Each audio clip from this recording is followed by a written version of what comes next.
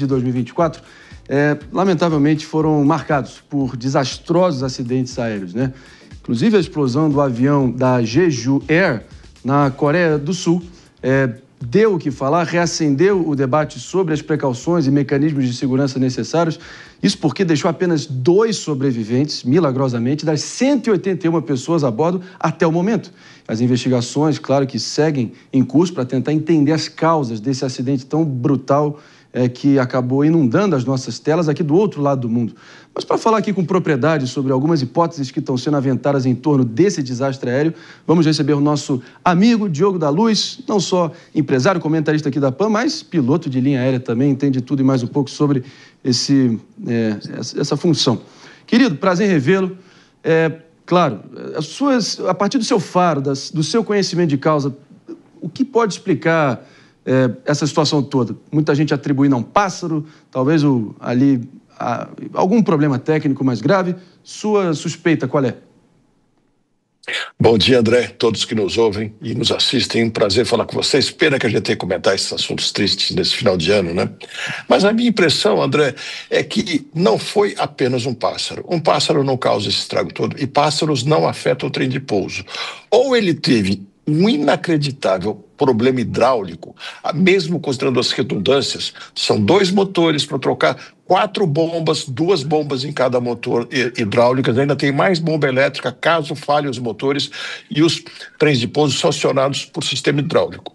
O que me chamou muito a atenção é que esse avião pousou sem baixar os flaps. Os flaps são aquela extensão da asa que se faz para reduzir a velocidade do avião e ele poder pousar com muito menos velocidade com relação ao chão, e ter mais facilidade de frenagem. Vou só te pedir uma breve interrupção para recepcionar todo mundo também nos ouvindo na Rede Jovem Pan de Rádio Morning Show a todo vapor. E o tema da vez são essa sequência trágica, lamentável de desastres aéreos assim brutais acontecendo em sequência nessa reta final de 2024. A gente lembra também daquela tragédia inominável da Voe Pesca que aconteceu no meio de 2024. A gente está falando, claro, sobre a queda de um avião da Jeju Air na Coreia do Sul. As cenas são, assim, atrozes, assim, chocam de verdade. E o nosso Diogo da Luz, especialista, piloto de linha aérea, especialista no assunto, está dando aqui a previsão dele do porquê isso aconteceu. E, claro, né, a gente tem que sempre lembrar, Diogo, que a aviação civil é extremamente segura e isso é exceção da exceção da exceção. Mas, ainda assim, inspira cuidados, né? É uma situação tão trágica e tão rara que acaba refletindo e reverberando aqui do outro lado do mundo, não é isso? Justamente por ser rara, que nos mexe, nos toca tão profundamente, mas a aviação comercial é extremamente segura. Tivemos alguns episódios esse ano que nos preocuparam, esse final de ano também um pouco mais, e muita tristeza, a perda de vidas, 179 pessoas, é muito triste, muito duro isso, que não puderam fazer nada a partir de um certo momento. Mas a aviação é muitíssimo segura, não tenham dúvida vocês que nos ouvem.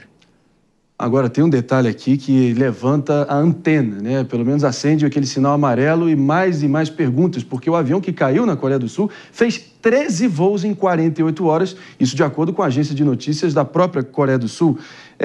Tá na média esse número de voos em tão pouco tempo? Ou estavam exaurindo a aeronave?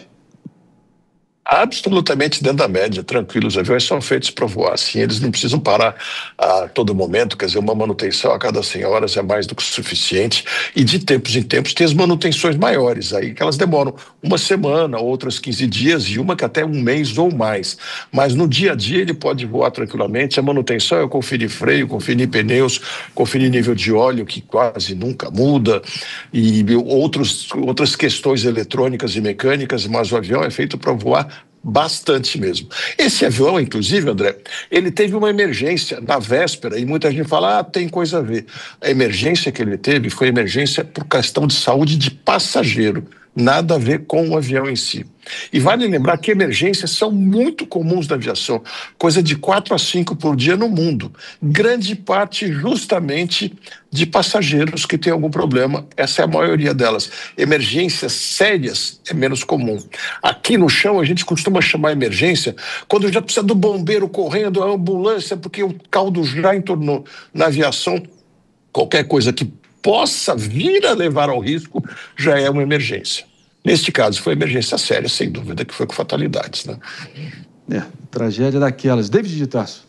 Não, no fim de semana, até o Diogo da Luz estava com a gente também no Jornal da Manhã, e ele estava comentando sobre se é comum ou não o trem de pouso não ser ativado, né? Principalmente numa aeronave de grande porte como essa. Eu gostaria que você até explicasse isso pra gente, Diogo, e falasse também sobre a questão das turbinas, que elas têm um processo de freio, por mais que os flaps, que são aquela asa que se abre, né? Não é uma asa que se abre, mas aquele ponto da asa que se abre, para que ela possa também ajudar a frear o avião. Por isso que ele não teve êxito, porque pelo que a gente pôde perceber pelo vídeo, o piloto conseguiu pousar de uma maneira adequada, só que o problema foi a freagem da aeronave, né? Eu tenho um pouco de dúvida aí se ele conseguiu pousar da maneira adequada mesmo, David. Começam a sair as primeiras informações e dizem que ele tocou depois de 1.200 metros da cabeceira. O normal, o ideal, é tocar 300 metros depois da cabeceira, que é o chamado ponto de toque. Os pilotos falam a marca de 1.000, que são 1.000 pés da cabeceira. Então ele já perdeu aí do ponto ideal 900 metros aproximadamente. Não é pouco, daria para parar ainda, que sobravam 2.100 metros de uma pista que não é pequena, mais a área de escape. Então a impressão que fica para mim, David, é que o trem de pouso não foi o problema principal, não. Não foi mesmo. E se foi um problema hidráulico, que eu nunca ouvi falar nessa dimensão de ficar absolutamente sem questões hidráulicas e por isso não ter aberto também os flaps. Mas outra possibilidade é uma coisa que hoje em dia se discute bastante em aviação: excesso de panes. O que se sabe? Ele vinha para pousar, teve o tal chamado bird strike, que é a ingestão de pássaros ou qualquer outra coisa que estivesse no ar, que não se pode imaginar o que fosse. Aí ele declarou emergência, arremeteu, pediu para pousar na cabeceira oposta, e nessas horas o normal é abrir os manuais, ler o checklist inteiro com calma, fazer toda uma preparação que demora no mínimo 15 minutos e daí vir para pouso. Como ele veio para pouso coisa de 5 minutos depois, é possível que eles tenham sentido algumas urgências lá. Ou aquilo que eu disse é muito comum, troca o primeiro alarme de emergência da cabine. Daí a pouco ele tem alguma outra pane, toca outro alarme, depois outra pane, outro alarme. Fica uma confusão na cabine que muitas vezes os pilotos não têm o treinamento suficiente para entender essa sequência de panes. Os aviões mais modernos têm sido pensados que, quando tocar o alarme de uma pane, enquanto essa não for resolvida, se houver outra, ainda não toca, para que a tripulação possa dar conta de tudo. Pode ter sido algo assim que tenha levado eles a um estresse muito grande e pousado por, vamos dizer, contra a vontade, sem abrir o trem de pouso nem dar os flaps. Pouco provável, mas é possível.